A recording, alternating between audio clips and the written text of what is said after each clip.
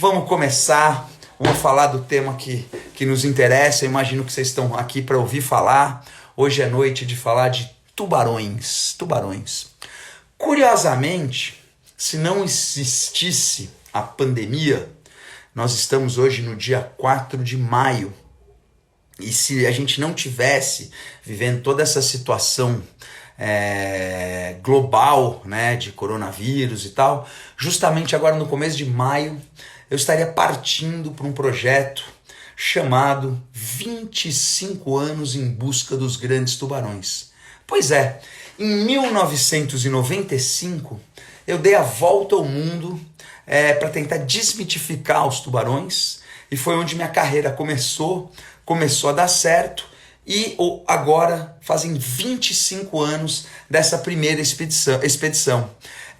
Em 2005 eu lancei este livro, que foi o 10 anos em busca dos grandes tubarões, que foi justamente quando eu tinha feito 10 anos de carreira.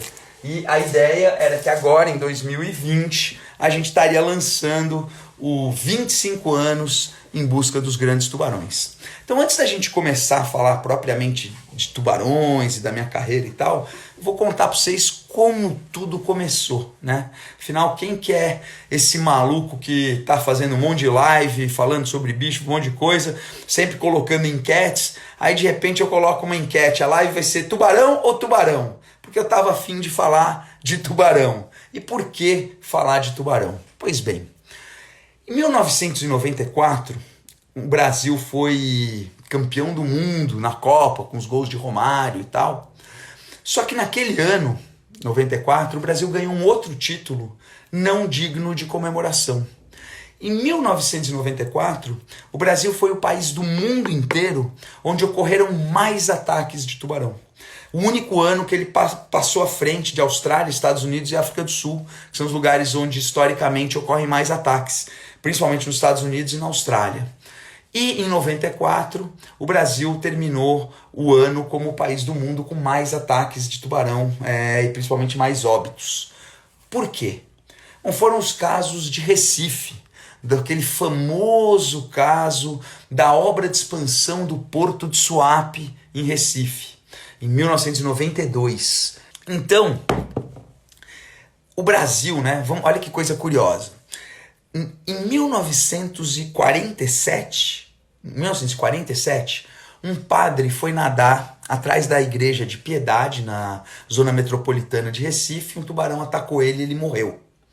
De lá até 1992, não foi registrado nenhum ataque de tubarão.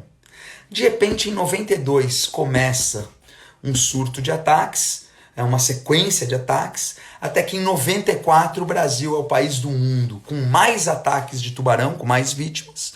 E historicamente, desde então, principalmente a cidade de Recife e arredores, no nordeste do Brasil, vem se colocando aí sempre entre os 10 locais do mundo com mais ataques de tubarão. Não precisa ser nenhum gênio para perceber que alguma coisa aconteceu nesse ano de 92, que é o ano que dá essa grande virada. E justamente nesse ano houve a obra de expansão do Porto de Suape. A obra sozinha de expansão do porto não seria responsável para causar um desequilíbrio que bagunçasse de tal maneira o ecossistema que fizesse uma região que não tinha ataques ser seguidamente uma das regiões mundiais com mais ataque de tubarão. Aconteceram uma série de fatores que o aterro do manguezal, onde os tubarões cabeça chata se reproduziam, as pessoas são sem noção, sabem que não podem ir para aquela área, vai, culpa dos tubarões e tal. Pois mas antigamente aquela área era segura. Então o que aconteceu para aquela área deixar de ser segura? Quando foi feita a obra de expansão do porto, se aterrou um manguezal que era historicamente um local onde os tubarões cabeça chata se reproduziam.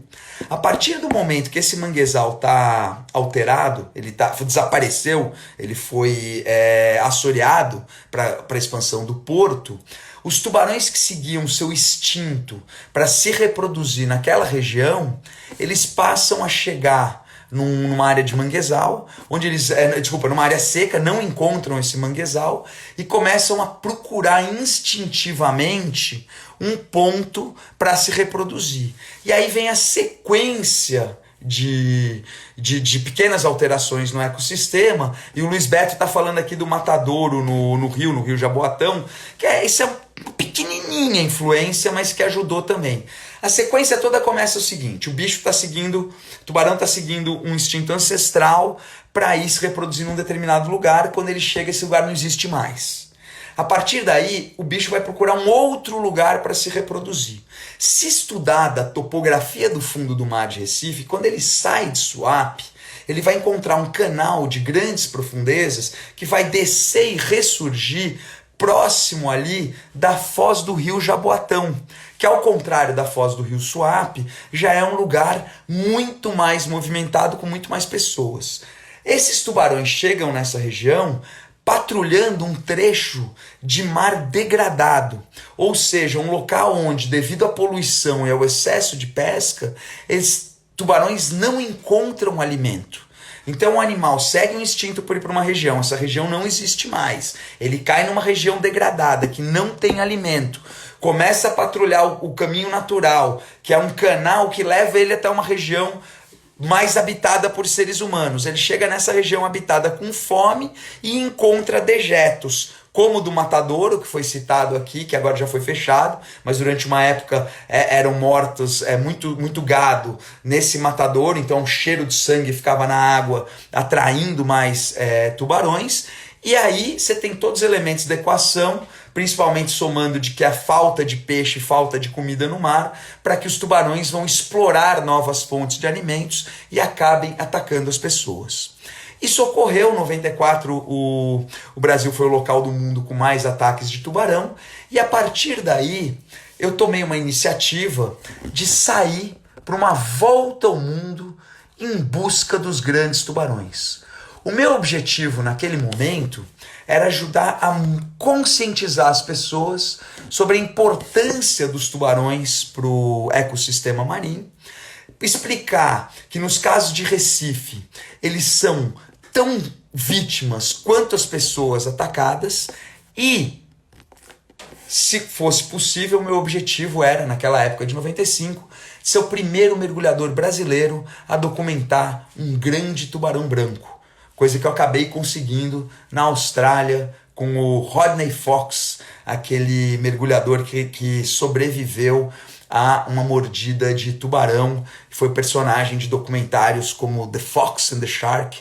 É um nome fantástico, o nome dele é Rodney Fox, mas Fox em inglês é raposa. Raposa no conto de fada é aquela esperta que sempre ganha vantagem. Então eles fizeram um filme na época, um filme de 92, se não me engano, chamado The Fox and the Shark, que conta a história do Rodney Fox, que driblou a morte e sobreviveu a um ataque de um grande tubarão branco como esse da foto, ou mais precisamente esse cara aqui, que é a capa do meu livro, né? Quando o grande branco tira a cara fora da água e mostra aí na nossa frente o resultado de 400 milhões de anos de evolução, né? A natureza foi esculpindo essa criatura até que produziu o predador perfeito, né? Quem lê um pouco de teoria da evolução e tal, sabe como é que vão acontecendo esses aperfeiçoamentos dos animais, geração após geração, até que se forma uma espécie cada vez mais desenvolvida, e o grande tubarão branco é o ápice dos predadores marinhos, uma espécie totalmente desenvolvida para sobreviver, né? Um animal que vive com praticamente a mesma forma há quase 400 milhões de anos, ou seja, muito antes. Só para vocês terem uma comparação, Tiranossauro Rex é de menos de 200 milhões de anos, ou seja, ele tem o dobro do tempo do que o Tiranossauro Rex. Os tubarões nos mares estão ao dobro do tempo do que dos Tiranossauros Rex. Mas então eu estava contando para vocês um pouquinho da minha história dos tubarões, né? E eu ainda vou fazer uma outra live que eu vou conseguir botar essa palestra, que hoje eu estava tentando linkar ela aqui com a live e não consegui, mas eu vou conseguir mais para frente. Então eu vou contar para vocês a minha história. Partindo desse fato de que o Brasil tinha sido recordista mundial de acidentes com tubarão. E eu já era um mergulhador e um cinegrafista submarino em início de carreira. Na época eu tinha aí 2 anos de profissão, já tinha ido de Santos até a África de barco, já tinha vindo de Los Angeles até São Paulo de carro, já tinha filmado o primeiro tubarão-baleia filmado debaixo da água em águas brasileiras em 1993, nos rochedos de São Pedro e São Paulo. Tinha filmado já bastante coisa de tubarão. Eu resolvi vender tudo que eu tinha e partir para uma volta ao mundo em busca dos grandes tubarões. O meu objetivo era conviver com pessoas que dedicam a vida a preservar os tubarões. E essas pessoas iam desde tribos remotas no Papua Nova Guiné, que acreditavam que os tubarões eram deuses que incorporavam o espírito dos ancestrais, até grandes pesquisadores como o Rodney Fox, que eu estava falando, o Amos Nahum, que foi da equipe Cousteau, o Stuart Cove, que tinha a primeira operação de turismo, de mergulho com tubarões, enfim. Eu comecei a zigue-zaguear pelo mundo em busca dos grandes tubarões. Agora, vai melhorar um pouco aqui a qualidade da imagem, que como diretor de fotografia eu não estava satisfeito. Agora fez-se a luz, já estamos aí com as imagens um pouco melhores. E vem cá, qual a base alimentar dos tubarões e como é a sua reprodução? Valeu. Bom, Paulo, os tubarões, cada espécie se adapta a comer coisas diferentes. Então, por exemplo, justamente que eu estava falando, né, do predador perfeito, esculpido pela evolução, o grande tubarão branco, que é esse aqui da foto, ele vive, não é o que ataca em Recife, mal ocorre em águas brasileiras, pouquíssimos registros de grandes tubarões brancos como esse em águas brasileiras, né? Esse animal, ele é um animal de águas frias que come, portanto, presas de sangue quente. O tubarão branco come coisas que têm a temperatura corporal igual ou maior que a dele. Então ele come muito atum e alguns peixes de temperatura corporal próxima dele e mamíferos marinhos, que aliás, curiosamente, é a categoria que a gente se encaixa quando entra dentro da água, a gente passa a ser mamífero marinho. Mas o que eu estava contando, então nesse afã de desmitificar os tubarões, eu vendi tudo que eu tinha e parti para uma volta ao mundo em busca dos grandes tubarões, na qual eu filmei cerca de 40 espécies de tubarão vivos em seu habitat, fiz desde expedições científicas com ex-membros da equipe Cousteau, até viagem na raça, na mochila, para tribos. Inclusive cheguei a dormir 4 noites numa tribo que era canibal até 10 anos atrás, na época que eu fui. Foram canibais até meados dos anos 80, eu tive lá em 95 com um missionário canadense. Um dos caras que eu entrevistei me descreveu o gosto do bíceps humano. Você imagina que não era uma situação muito, muito confortável depois dormir à noite na tribo, sabendo dessa história, né? A Sheila tá falando para eu falar dos ataques de Noronha, eu já vou falar por último, no finalzinho, porque eu quero contar um pouco de história sobre os tubarões em geral antes disso. Então eu estou falando do grande tubarão branco, mas quando a gente fala de tubarão, a gente está falando de animais que têm os formatos mais diversos possíveis. Tem uns que têm essa cabeça em forma de martelo, tem uns com apêndices, tem o tubarão lixa, que é esse cara aqui, que é totalmente inofensivo, tem os dentes pequenininhos. Aí você tem o grande tubarão-baleia, o maior peixe dos oceanos, mas que tem dentes minúsculos também, que está acostumado a filtrar plâncton, né, ou comer peixes muito pequenininhos. Então, assim, existem.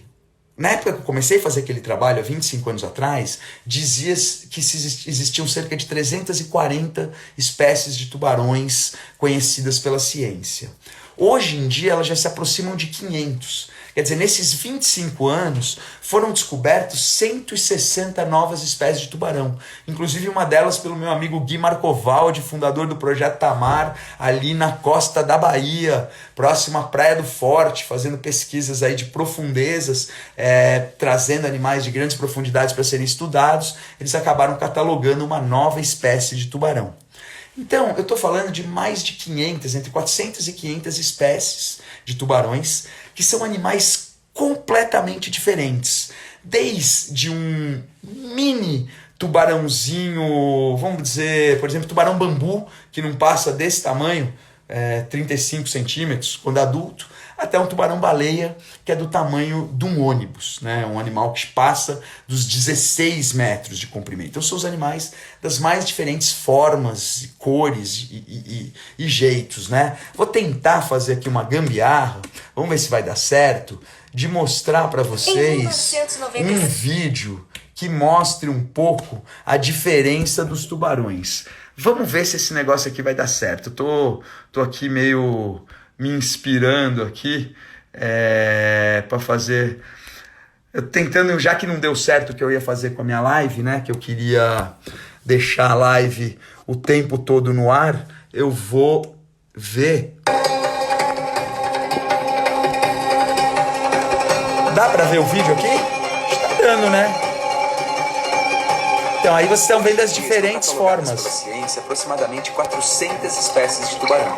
São animais tão distintos quanto um tubarão-pijama, que não passa de 1 metro, ou um tubarão-baleia, maior peixe dos oceanos com mais de 15 metros. Entre essas 400 espécies, já filmei mais de... Aê, galera, tô aqui improvisando na live, né? Aqui eu fiz uma bagunça e consegui passar um trechinho aqui do vídeo que eu tava mostrando para vocês, que mostra essa variedade de espécies de tubarão, né? E então, a gente vai falar de tubarão, a primeira coisa que a gente tem que falar é o que é tubarão? Porque senão as pessoas vão ter medo de algo que elas não sabem o que é.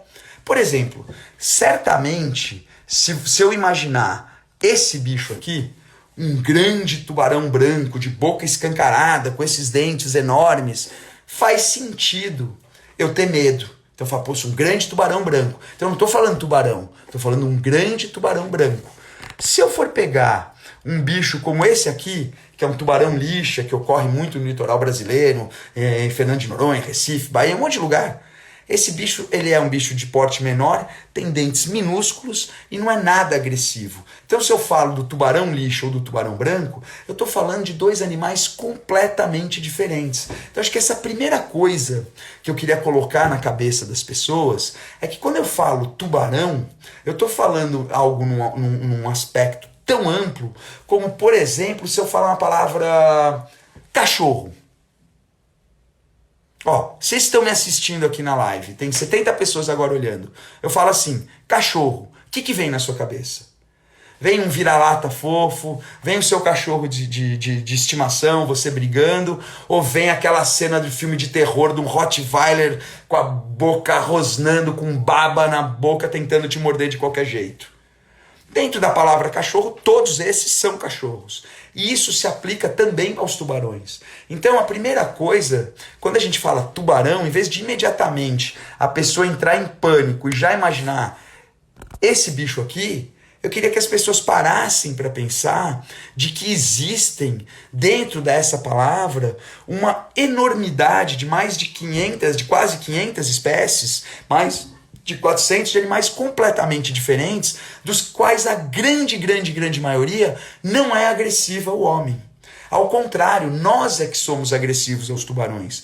Enquanto no mundo inteiro, a cada ano, existem entre 60 e 80 ataques de tubarões contra seres humanos, nós humanos matamos 100 milhões de tubarões por ano, segundo dados da FAO, da Food and Agriculture Organization da ONU, das Nações Unidas. Então nós somos muito mais prejudiciais aos tubarões do que os tubarões são a nós mesmos. Uma lembrança curiosa que eu tenho disso é essa cena aqui, foto da Valéria Lage, minha amiga. Eu tô aqui cortando a linha de um tubarão azul. Isso aqui foi no ano de 2005.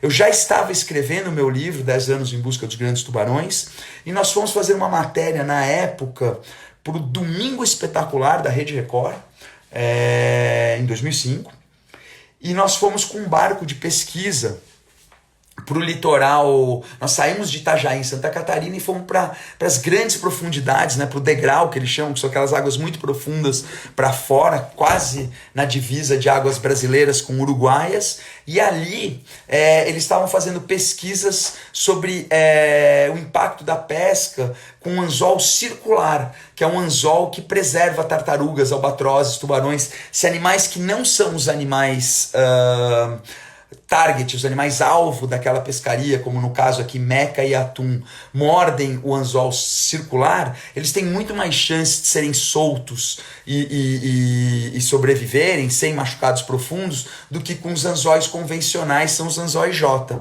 No meio da pesquisa, esse tubarão azul foi fisgado e eu pulei na água com a missão e com o objetivo de filmar ele preso na linha. Mas quando eu olhei o bicho vivo, cara a cara, ali, e preso no anzol, simplesmente eu não consegui.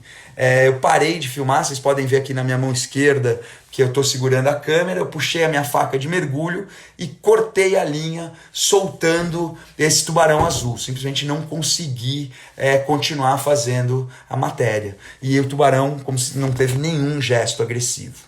Agora, existem alguns tubarões considerados muito, muito agressivos. Antes de eu continuar falando da agressividade dos tubarões, eu queria falar um pouco da importância deles para o ecossistema marinho. Vamos acompanhar comigo essa imagem desse gráfico aqui. Espera só um minutinho. Primeiro a gente tira a foto e daí a gente mostra aqui este gráfico. Vocês estão vendo o gráfico inteiro aqui. Esse gráfico é um gráfico muito interessante porque ele mostra o seguinte: o tubarão comem os peixes grandes, que comem peixes menores, que vão comer pequenas criaturas como camarões e tal, que comem o fitoplâncton, que é muito importante para a produção de oxigênio. Se eu tiro o tubarão, eu aumento esses predadores, diminuo a presença dos intermediários, que vai causar uma diminuição dos que comem esse tipo de camarãozinho. Essa comunidade aqui vai crescer muito e vai impactar muito mais o fitoplâncton. Ou seja, se eu removo os tubarões dos oceanos, eu interfiro até, como esse gráfico aqui prova, na produção de oxigênio no planeta. Só para vocês entenderem como a natureza é uma cadeia onde tudo faz parte da mesma coisa. E quando se remove um elo, você pode atrapalhar todos os outros degraus da cadeia. Uma outra coisa muito importante para falar com vocês é que quando eu trabalho com tubarões mais perigosos, como o tubarão branco, como o tubarão tigre e tal, eu uso uma câmera. E essa câmera de grande porte, ela me dá uma sensação de defesa entre eu e o tubarão. Então, por exemplo, se eu vou filmar um tubarão tigre, que tem a mordida mais forte entre todos os tubarões, mais forte até do que a mordida do tubarão branco. É um animal cuja boca tem força para rachar o casco de uma tartaruga. Um bicho que quando morde algum ser humano, normalmente é amputação, devido à força da mordida. É lógico que na hora que eu vou filmar um bicho desses, eu tenho que usar uma câmera que me serve como um escudo de proteção, como vocês podem ver nessa foto aqui. Desculpa que a piada foi boba, gente. Isso aqui é um tubarão tigre de pequeno porte, eu estou filmando ele com uma GoPro, aquela pequena camerinha que é mais ou menos do tamanho de uma caixa de fósforos, e certamente se esse tubarão quisesse me atacar, a câmera não ia fazer diferença nenhuma. O que acontece nessa foto aqui é que eu estou numa região chamada Tiger Beach, que é um ponto de mergulho nas Bahamas, onde os tubarões estão habituados à presença de seres humanos, então ali a chance de um ataque ocorrer é muito menor. Numa situação mais realista, ao mergulhar com tubarões tigres, eu levo câmeras como essa, de grande porte, que pode funcionar em caso de defesa. Aqui é na África do Sul, essa foto é do Marcelo Scaff, um grande amigo meu, e esse tubarão aqui que está na frente tem mais ou menos 4,5 metros, eu estou até encostando a mão nele, mas tem uma câmera grande, que caso ele viesse com a boca tentar me morder, a câmera serviria de escudo. Nessa foto aqui, muito parecida, mas nas Bahamas, foto do Lucas Pupo, aqui já é Bahamas, o tubarão-tigre também de 4,5 metros, eu estou aqui atrás dela, também carregando uma câmera de grande porte que serve de defesa.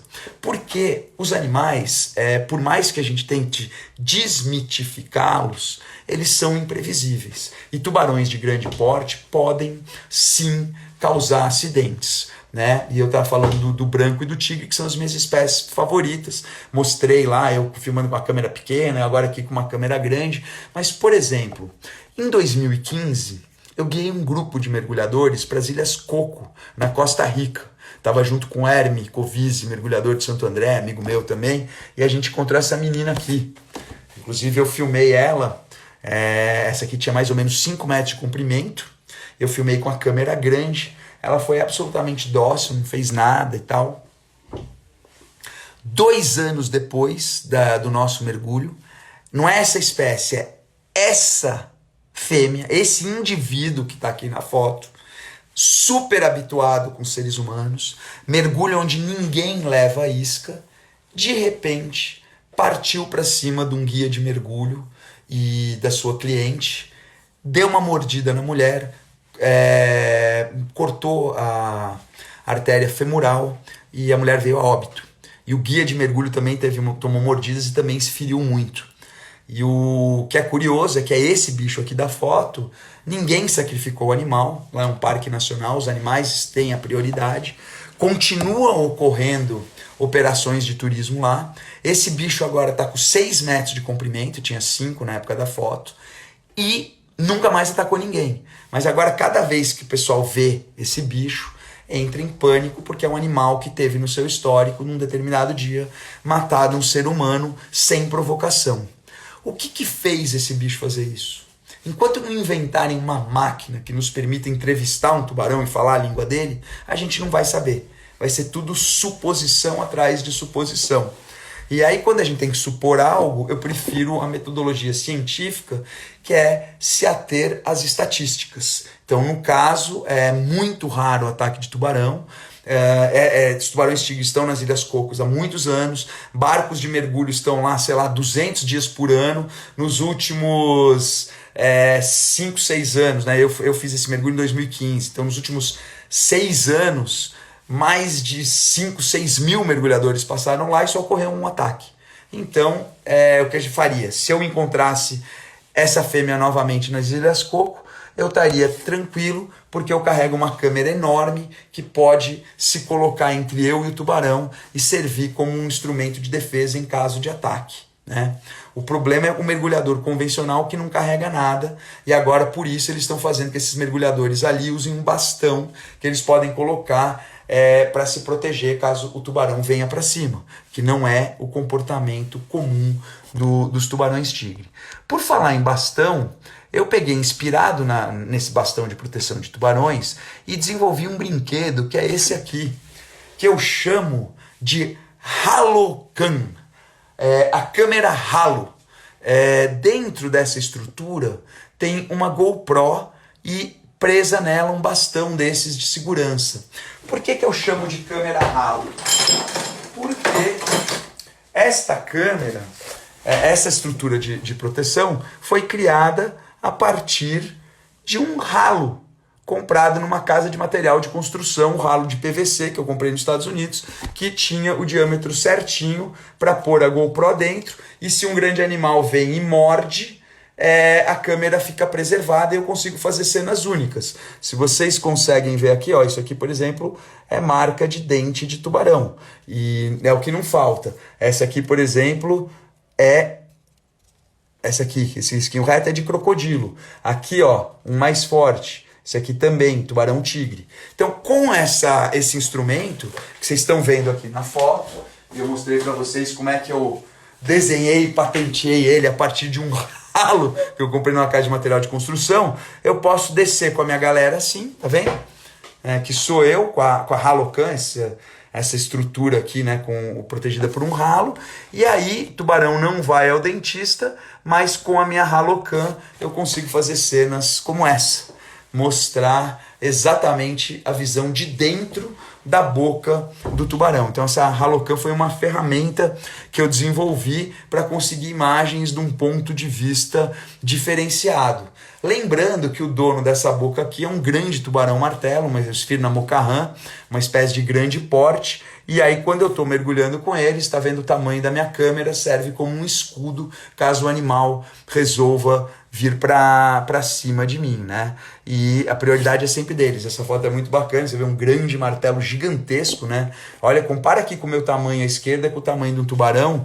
Isso aqui é um tubarão de 5 metros de comprimento, fácil, e ele tá vindo, eu me afasto para dar a prioridade para ele. Agora, tô procurando aqui se tem perguntas. Criatura magnífica, com certeza. Lauren, se você acha que o megalodon ainda existe?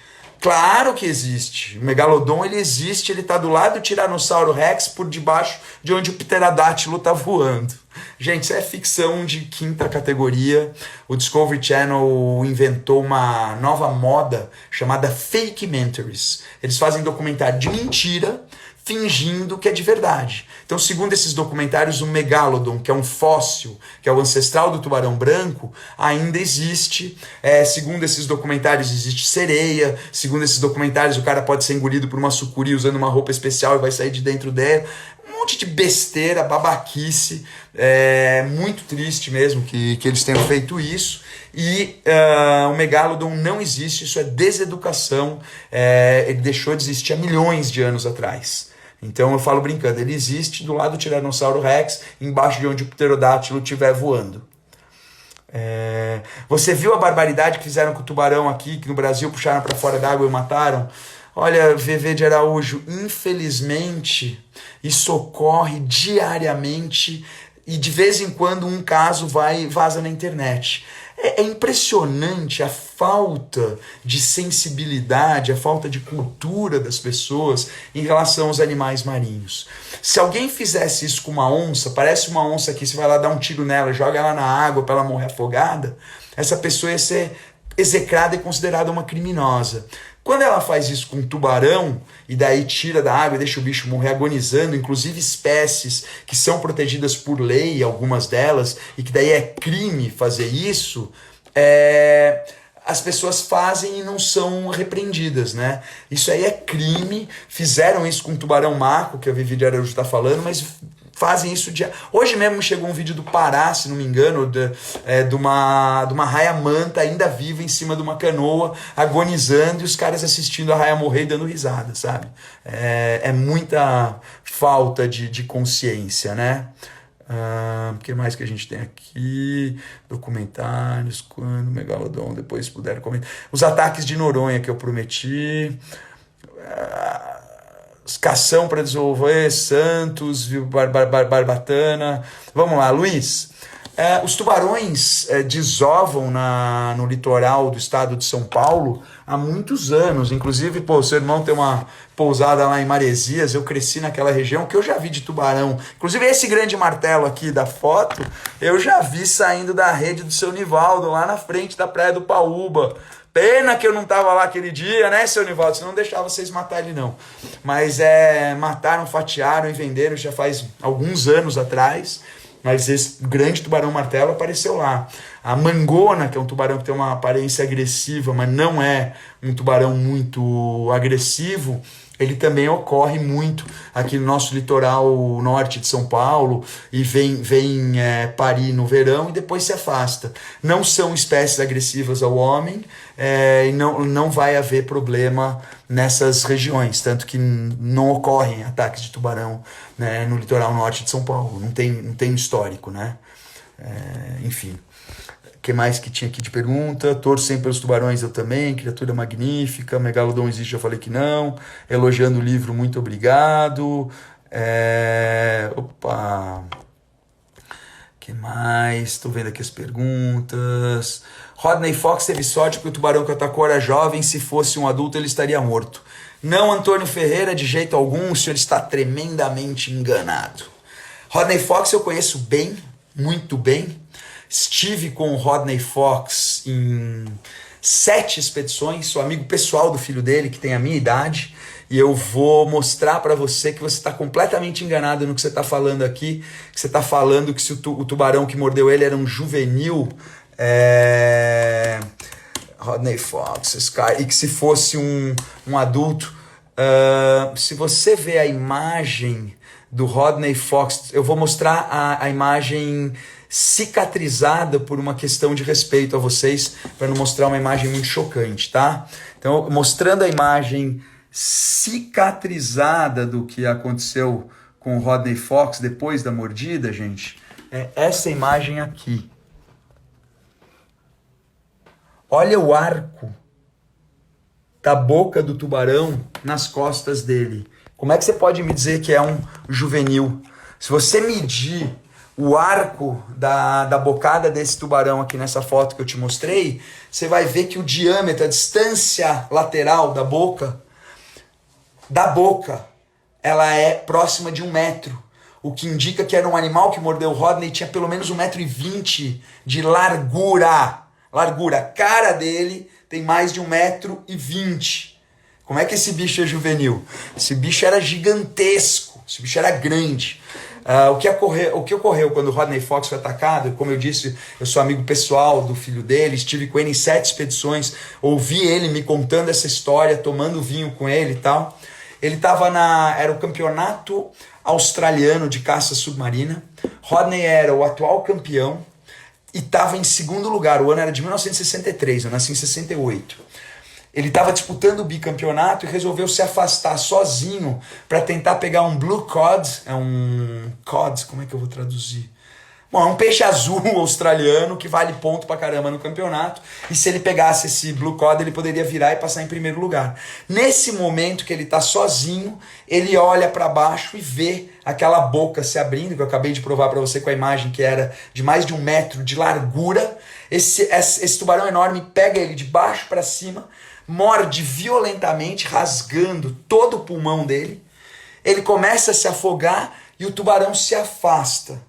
Isso é um comportamento natural. Se você testemunhar o padrão de predação dos tubarões brancos, por exemplo, com os leões marinhos na Seal Island, com os elefantes marinhos, Seal Island, África do Sul, na frente de Cape Town, um pouquinho mais ao sul, né, na frente de Guns Bay, ou na Farallon Islands, na Califórnia, onde eles atacam um elefante marinho. Quando o tubarão branco morde uma presa grande, ele se afasta, espera essa presa sangrar, morrer de hemorragia, para daí ele se aproximar para comer, porque ele tem no rosto, os olhos, a boca, lugares frágeis, e se essa presa ainda estiver viva se debatendo, pode machucar o tubarão. Então o tubarão morde o Rodney, se afasta e fica dando volta, esperando ele morrer de hemorragia, como ele faria com qualquer presa. Nesse momento, começa uma cadeia de situações que, se você não acredita em Deus, tem que começar a acreditar, porque senão você vai morrer louco, porque é muita coincidência para ser só coincidência. Primeiro, naquele momento passa um barco de pesca, vê aquela mancha de sangue na água, é um mergulhador. Eles puxam o Rodney e seguram com a roupa de neoprene todos os órgãos internos dele. Eles olham para a praia, que é uma praia totalmente deserta na Austrália, chamada Aldinga Beach, e naquela praia tem uma viatura da polícia. Os caras começam a dar sinal de socorro, a viatura pisca o farol. Um policial de folga tinha saído com a namorada para fazer um piquenique romântico na praia. E esse policial põe o Rodney com a roupa de neoprene que o barco de pesca resgatou dentro da viatura e parte em velocidade máxima para o hospital. Ao chegar no hospital, o médico plantonista, né, Rodney Fox está com aquela mordida aqui de tubarão branco que eu mostrei, o médico plantonista no hospital é um doutor australiano que tinha acabado de chegar dos Estados Unidos, onde ele tinha feito curso de especialização em cirurgias na caixa torácica.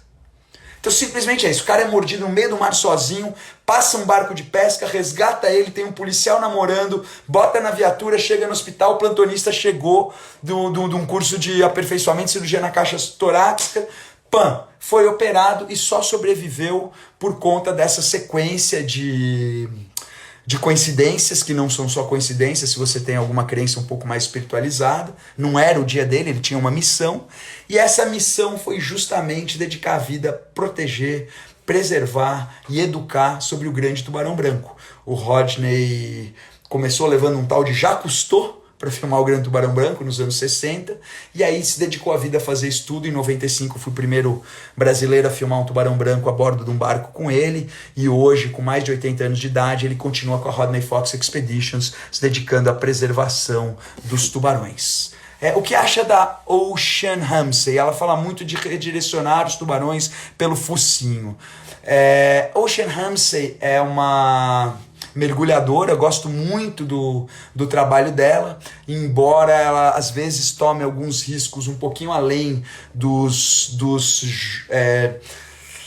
aceitáveis, né? Bom, eu também tomo esse tipo de risco, mas eu sempre tenho uma câmera grande que serve de escudo. Pelo número de vezes que ela faz isso, ela pode vir a ter um acidente algum dia que vai ser muito triste. E não é que eu tô urucando. É igual a história do tubarão-tigre que eu mostrei pra vocês na Costa Rica, que tá lá há anos, nunca atacou ninguém e de repente num dia ruim foi lá e matou uma pessoa. Quando você faz isso muitas vezes, você vai aumentando estatisticamente a tua chance de ter um acidente. Eu bato na madeira, espero que nem a Ocean, nem ninguém tenha esse tipo de acidente. E quanto a redirecionar os tubarões pelo focinho, de fato os focinhos são muito sensíveis, o focinho é muito sensível, eles têm ampolas de Lorenzini, detectores de campos eletromagnéticos, que numa situação de emergência devem ser golpeados como defesa, mas o que eu respondia para a Ocean é a seguinte pergunta: por que você quer redirecionar um tubarão? Acho que as pessoas, pela mídia, sentem a necessidade de interagir o tempo todo e de tocar o tempo todo, de mexer no bicho o tempo todo, que acaba deseducando. É diferente uma vez ou outra, numa determinada situação especial, o próprio animal proporcionou essa situação de contato direto, do que você descer com o objetivo de tocar o tubarão.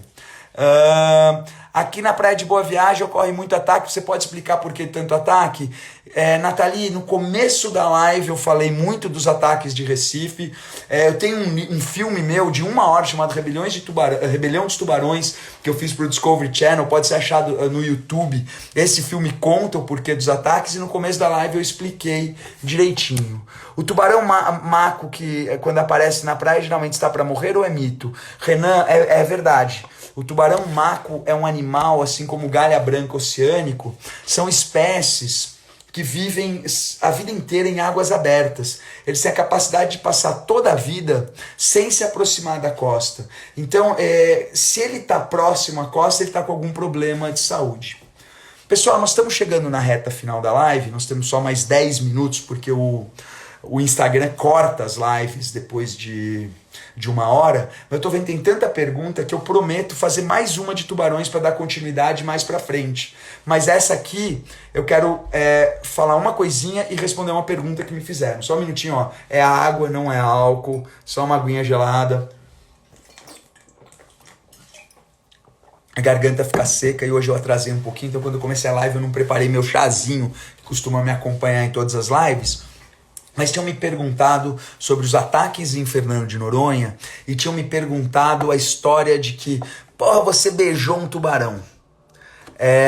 Então, eu primeiro de tudo, rapidinho, sim, eu beijei um tubarão, a culpa não é minha, não façam isso em casa. Acabei de criticar a Ocean Ramsay quando ela fez isso, de ficar tocando os animais. A história por trás dessa foto do Marcelo Scaff, do grande amigo meu, vocês podem ver no canto esquerdo que eu tô beijando um tubarão, é culpa de um argentino, sempre eles. Tô brincando, adoro a Argentina, inclusive minha mãe cresceu na Argentina, tenho muitos amigos naquele país, Juan Maria Rádio, que sempre me acompanha, viajamos juntos, nada contra argentinos, mas o argentino que era guia aqui no México, ele ficava enchendo o meu saco, dizendo que eu tava espantando os tubarões. E eu descia, né, nesse lugar, fazia close da guelra do tubarão, respirando, fazia close da boca dele. E o argentino falava que eu estava incomodando os tubarões. E era óbvio que eu não estava incomodando os tubarões, porque os tubarões estavam parados. E se eles fossem incomodados e saíssem, eu não ia conseguir fazer minha imagem. Então, uma hora eu falei pra argentino, não estou incomodando, não tô. Eu falei, rapaz, seguinte, se eu descer lá, eu chamava ele de Maradona, de apelido. Maradona, se eu descer lá e dar um beijo no tubarão, você vai acreditar que eu não estou incomodando e vai me deixar trabalhar em paz? Ele falou, é impossível, é impossível. Eu falei, tá bom, se eu fizer, você vai? Sim. Aí eu desci, demorei meia hora me aproximando lentamente dos tubarões, até que chegou nessa cena, que eu consegui dar um beijinho nele. O argentino viu, eu falei, ok, você me prometeu. E aí pro resto da semana eu consegui trabalhar filmando os tubarões sem o guia argentino me encher o saco.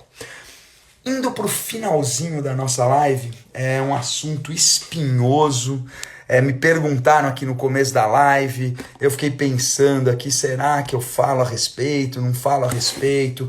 Não existem ainda estudos que comprovem essa situação, mas quem me conhece, quem está acompanhando minha live me conhece, sabe que ficar em cima do muro não é uma característica minha, né? Eu, às vezes me arrependo do que falo, mas não me omito.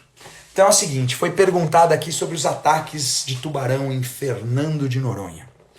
Bom, em primeiro lugar, Fernando de Noronha é um lugar que mora no meu coração. Eu digo que para mim é uma espécie de segunda casa. A primeira vez que eu fui para Fernando de Noronha foi em 1987, eu tinha 18 anos de idade. Existiam 6 carros na ilha, bem diferente do que ela é hoje. E naquela época tinha muito tubarão. Saía de Apneia e via tubarão, saía do Porto, muito tubarão, enfim. Noronha é um lugar que historicamente não tinha ataque de tubarão. E se a gente for pegar daquela época que eu mergulhava, que eu comecei a mergulhar em Noronha dos anos 80, vim de antes, dos anos 70, e vindo, sei lá, até 2010, 2012, você tinha uma ilha onde 365 dias por ano conviviam banhistas, mergulhadores, surfistas e tubarões, e não ocorriam ataques. Houve um acidente, se não me engano, em 2014, 2015, não lembro o ano exato, onde o Márcio do Paraná, depois eu até conversei com ele, nos conhecemos virtualmente, o Márcio tomou uma mordida de um tubarão tigre e acabou tendo amputado um pedaço do braço. Até aí, era uma situação atípica, tipo ganhar um bilhete da loteria às avessas. Um lugar que quase nunca acontece ataque, de repente foi lá e aconteceu um. Só que as coisas começaram a se repetir com alguns ataques a mais, né? Uma mordidinha de tubarão-limão, um surfista caiu em cima de um tubarão, também é muito azar, não posso dizer que o tubarão atacou, mas o tubarão se defendeu. Agora um músico, amigo meu, tomou uma mordida de tubarão-limão na batata da perna. Depois, agora, recentemente, teve um outro caso de tubarão-limão mordendo a pessoa no raso. Começaram a aumentar encontros com grandes tubarões-tigre, com mergulhadores que começam a ter um comportamento mais inquisitivo e circular o mergulhador. Então, parou de ser aquele lugar onde nunca houve ataque. A chance de haver um ataque de tubarão em Fernando de Noronha, ela continua muito baixa. Mas existem algumas questões de bom senso. A última vez que eu fui para Noronha foi em novembro agora, do ano passado. Estava guiando um grupo de yoga e mergulho. Dei minha palestra desmitificando tubarões. Na manhã seguinte nós chegamos na praia da Cacimba. Tava quebrando onda pra caramba. E no meio daquele espumeiro, um tubarão-limão de 2 metros zigue-zagueando e um cardume de sardinha. E aí o pessoal do grupo tava entrando na água. Eu falei, para, ninguém vai entrar na água. Aí me falaram, poxa, mas ontem você disse que tubarão não ataca, hoje você tá falando pra gente não entrar na água? Falei, gente, também não facilita. Tubarão não ataca. Agora, você tá vendo que tá no raso, tem um cardume de sardinha. Esse tubarão tá circulando a sardinha para se alimentar. Vem essas ondas que revolvem um monte de areia. Você vai entrar ali. Aí se você tomar uma mordida, você vai dizer que o tubarão te atacou? Não, o tubarão tá atacando a sardinha. Você que entrou no meio e ainda no meio desse areal se coloca numa situação onde pode eventualmente tomar uma mordida. Então, você tem que pensar um pouco antes de fazer as coisas. Aí começaram a dizer a teoria de que Noronha estava com um número muito grande de tubarão e por isso estava acontecendo os ataques e que deveria voltar a pescar tubarão. Olha, quando a pessoa fala uma besteira dessas, a vontade que dá é fazer assim, devia ter cartão amarelo e cartão vermelho. Você falou uma coisa dessa, cartão vermelho é expulso de Fernando de Noronha e fica aí 1 ano sem poder pisar na ilha de novo só para não falar merda. Quer dizer que quando o recurso natural está começando a voltar aos números, você deve matar o bicho? O que tá na tua cabeça? Em primeiro lugar, amplia um pouco a sua linha de pensamento. Nos anos 70, ano que meu pai foi mergulhar em Noronha com a minha mãe, e o guia deles foi seu Bill Guaira, época que seu Júlio Grande vivia em Noronha, eles viram tubarão-tigre de 3, 4 metros e não teve nenhum sinal de agressividade. Nos anos 70 tinha muito mais tubarão do que tinha hoje. Em 87, quando eu fui mergulhar com tubarão em Fernando de Noronha, pela primeira vez, era coalhado de tubarão e ninguém era atacado. Em 96 nós fizemos um experimento científico junto com o professor Otto Gadig. Otto, fantástico consultor de muitos filmes meus, professor de Santos, nós pusemos manequins humanos recheados de carne, de peixe, de tudo quanto é coisa, para ver se um tubarão mordia o manequim. Nenhum tubarão mordeu o manequim. Então por que os tubarões em Noronha não atacavam? Porque eles não têm o hábito de atacar seres humanos se eles encontram a comida deles. Por que será que eles estão ficando mais agressivos hoje? Tem mais tubarão hoje que antes? Não. Pessoal, o fato é o seguinte, Noronha tem menos peixe. E não é um pouco menos peixe. Desculpa que é live, a gente fica meio informal, decididamente menos peixe. Vocês perderam a ilha. O discurso de que a ilha é um patrimônio ecológico, blá blá blá, ele é super bonitinho, pega um monte de turista gringo que vai aí fazer rave. Mas se você falar de ecologia certa, a Noronha tá cagada. Tá toda cagada. O esgoto não é tratado, tá tendo branqueamento de coral no porto, tem uma pesca excessiva, não se respeita as áreas de pesca, diminui a quantidade de peixe. Nos anos 80, quando eu mergulhava na caverna da Sapata, tinha cardume tão fechado de barracuda na frente da caverna que você dificilmente conseguia ver a caverna através do cardume. Parecia Ilhas Palau, parecia lugares do Pacífico, de tanto peixe que tinha. Aí diminui o peixe, o animal tem mais dificuldade de encontrar a presa e acaba ocasionalmente ocorrendo algum ataque ou tendo chances desse ataque. Turma, a gente está se aproximando para os minutos finais por conta da duração da live, que é no máximo de 1 hora. Às vezes aparecem tubarões nos rios da Amazônia, quilômetros dos mares, qual a razão? São muito raros esses casos, Seile Amazon que pergunta. Normalmente tubarão cabeça chata, que é uma espécie bem agressiva, mas que é uma única espécie de tubarão que comprovadamente consegue sobreviver em água doce. Os filhotões nascem em estuário e às vezes, em vez de ir para o mar aberto, pegam o caminho errado, normalmente na juventude, quando são pequenos, e vão para água doce. Não só no Amazonas, no rio Mississippi teve até um caso de ataque, e o rio Zambeze, na África do Sul, que é famoso por ter tubarões. Qual o momento de maior sufoco, de risco da vida com animais que você passou em toda a vida? Popeye Sangrento, o nome você já quer sangue, né? O animal irracional que me atacou foi um nóia doidão de crack que me assaltou em 1999 e botou uma pistola na minha cabeça. E esse foi o pior momento que eu tive com animais. Brincadeiras à parte, essa live de tubarão, eu não cheguei na metade do que eu queria falar. Eu comecei seguindo um roteirinho aqui, mas começaram a vir perguntas e eu fui me animando com as perguntas. Então nós vamos precisar fazer uma segunda live sobre tubarões para continuar essas respostas. Antônio Ferreira fala, você quase virou um tubarão. Eu já virei, mas ainda tem o lado humano aqui para disfarçar. Esplêndido tubarão-baleia. Por que os tubarões-baleia têm aparecido nos últimos dias? Bom, foi uma grande coincidência, Renan, da gente encontrar dois, só que não é que eles têm aparecido, eles têm reaparecido, porque eles estavam lá. Você tem registro dos anos 60, você tem registro, só que o excesso de pesca, o excesso de barulho, o excesso de movimento diminui as avistagens. Hoje você tem dois fenômenos, um que é a democratização da imagem. Hoje qualquer pescador em qualquer ponto do Brasil, em qualquer oceano, tem um celular que pode filmar, coisa que não acontecia antes. E nesse momento de Covid, você tem um isolamento respeitado por uma parcela da população, fazendo com que diminua o movimento no mar e proporcione encontros mágicos como esses dois de tubarão-baleia que houveram nos últimos dias.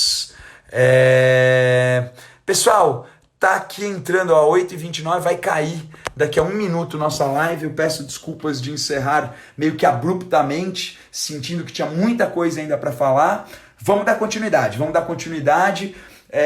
Quarta-feira era a live de foto, eu ia falar de outro tema, mas como tá muito pegado aqui, quarta-feira o tema vai ser fotografando tubarões,